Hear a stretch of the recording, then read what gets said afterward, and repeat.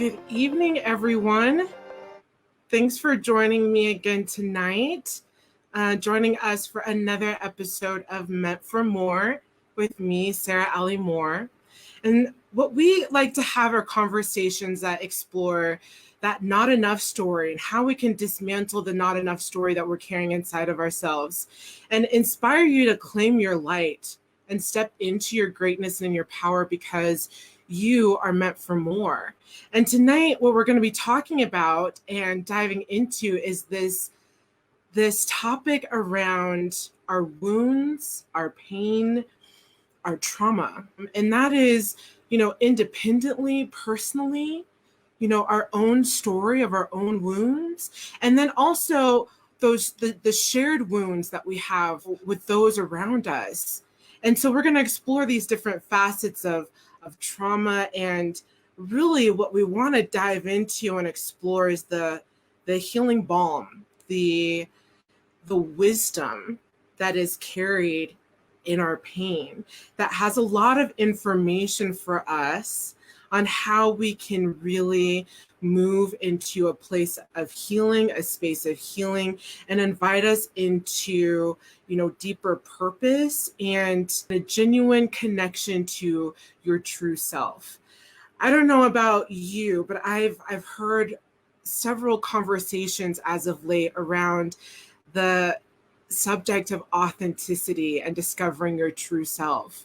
And what I know first and foremost is that the path to your true self always starts with exploring those pain points in our life, because they were never meant to be cast into the shadow, but rather brought into the light and carried with us, because they really craft and are a part of the powerful beings that we are. So I have Reverend Michelle Scavetta with me tonight, and I'm so excited, you guys, to be able to talk with her around this topic. And if you are a member of Mile High Church and you're joining us tonight, you know how inspirational Reverend Michelle Scavetta can be. And you know what I love about Reverend Michelle is that she's so open-hearted, vulnerable, honest, and she has a lot of deep insight and wisdom to share. And so I just know she's the perfect person to rise to this moment and dive into this conversation around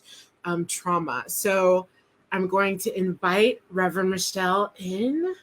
Hi, how are you tonight? Oh my goodness, I'm so good. It's so great to be here. Thank you for inviting me. Oh my gosh. Yeah, So I'm exciting. so glad. Yes, I'm so glad to have you. Would you introduce yourself to people who, for those of us who don't know you, for the listeners out there? Sure. I'm Michelle Scavetta. I have my undergrad in contemplative psychology from Naropa up in Boulder, and I have my graduate degree from Holmes Institute. So I'm a minister at Mile High Church. I'm an assistant minister, and I'm in my third year of ministry. And I've been on staff at Mile High for almost 16 years. And so I have a bit of experience with serving and supporting people in awakening to their highest potential, their truest expression of who they came here to be. Oh, I love that. Yes. When it comes to trauma, how would you define what trauma is? It's interesting. I mean, I think trauma is basically an emotional response to a challenging incident or experience in one's life. But the thing about trauma is two people can experience the same exact situation, but have a different emotional response to it. One person might have a trauma response to it, whereas the other person can just, continue, moving on with their life without much of an impact. And so I feel like trauma it's a personal response based on your past history, based on possibly family history, based on your support system and circumstances in your life. So it's, any challenging event. And I think oftentimes trauma can, it impacts your sense of safety. Yes. And it impacts your, perhaps you feel that and have an experience of feeling powerless in the situation. So I think all of those things factor into a person's experience of trauma. Yeah. I was watching this documentary the other night, and I feel like this is sort of the synchronistic thing that happens is I'm about to talk about trauma with Reverend Michelle, and I get invited to a movie night, and I have no idea. I wasn't paying attention to what it was we were watching. I'm like, yeah, great, let's have a movie night. So I'm going over to my friend's house. And so then I'm like, okay, great. We're getting all nestled in. And it's like, what movie are we watching? And it's called The Wisdom of Trauma. I just died laughing.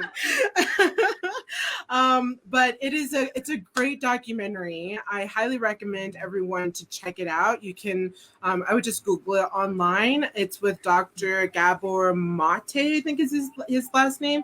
But he defines trauma as trauma is what happens inside of you because of what happened to you.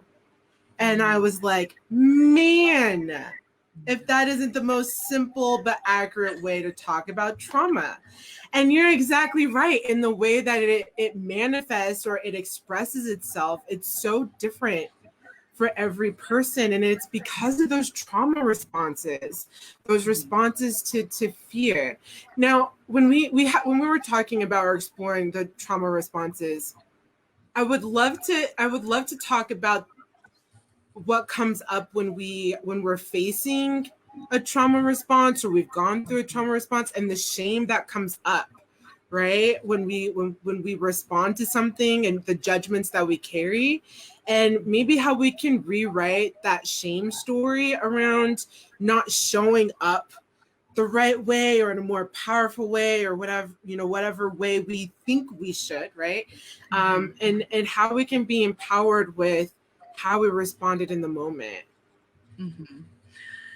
Oh my gosh, there's so much packed into that one statement. Yeah. So I think one of the key things to keep in mind when we experience a trauma response, so we can experience a trauma response immediately following an event, during an event, but also we can be triggered and have a trauma response years later. And so I think one of the key pieces is to remember, to the best of our ability, to be gentle with ourselves when we're having that response. Yeah. Because what it does is it throws us into our, reptilian brain, and we shift into oftentimes this fight or flight response or possibly a freeze response. And so when that happens, our goal, we want to bring ourselves back to the now moment, because oftentimes we get thrown back into the memory of the original experience, and all sorts of signals are going off in our body, and we have to remember that in this moment, we're safe, and to be able to calm our nervous system down, so that we can just come back to the present moment. And the shame piece, oh my gosh, it is so common, especially for those of us who may have done many, many, many years of healing work, and we still have something that shows up, and it's like, what the heck? Why is this still showing up? I thought I was over it. Yeah, exactly. I'm sure that's possible, but but I think with the shame response is we have to be able to catch it. We have to be able to witness, be aware of that talk, that self-talk. Yeah. And then just pause. It's like, okay, is that really the truth? Or what is the truth of me in this moment? Yes. So it's a lot of work, and it requires a lot of thought, in the moment, a lot of variables, but the key piece is to be gentle with ourselves, and to just take it, one moment at a time. And for me, one of my, key tools is taking deep breaths. When I'm able to take, 3 deep breaths, it helps ground me. And then it helps my nervous system, settle down a little bit. Yes. Ashley, I love that. The opposite of trauma is presence. Exactly. It's having awareness and being with it. I love what you're saying about, show yourself compassion and have grace in the moment. be really gentle with yourself.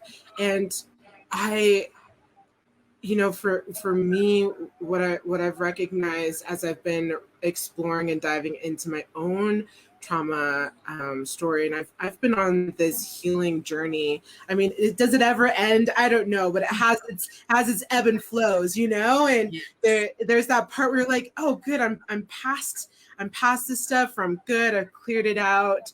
And then instances come into our lives, right, that draw up and dredge up these wounds that still have been left unresolved or unhealed. And I really began to grow an awareness around that inner critic, that the freaking shame monster inside, that's like, brush off, get over it, move on, like, come on, and but then I'm sitting here and it's like, and I can't move on, I can't move forward. Sometimes you can't see your way through it. And I realized that the way that I was pushing so hard against myself was what was really keeping me stuck.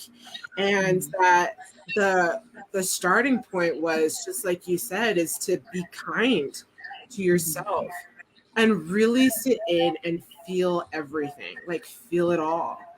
And I realized too that sometimes we might not have the safety or the safe space, right, to really sift through those emotions. And I recognized for myself that had been my story for a very long time, of not having the safe space to do so.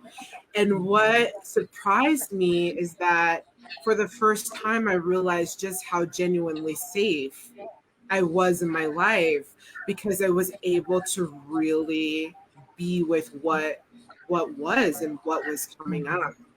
But it's so easy to judge ourselves, when we're having these trauma responses, and to be like, oh, just get, I should have shown up better. I should have done this. I should have been like this, or I should have, been some sort of other way. But our fear responses are really, like, would you agree that they're really a tool of empowerment? They're the ways of which we're keeping ourselves safe and protecting ourselves. Right. Oh, absolutely. I mean, we have developed, so many tools through the years of being able to, in order to keep ourselves safe. Yeah. And, with a trauma response, that's the thing. We have to let ourselves know that in this moment I am safe, and because we go back to the past. Yeah. And I think, when you the safety piece is so key, absolutely key. And it also has to be safe inside, so maybe we need to ask our inner critic, or I know I have an inner perfectionist or an overachiever, all of those like inner voices. I need to ask them to maybe go play outside for a little bit, so I can allow these emotions to come up so they're not judged. Yeah.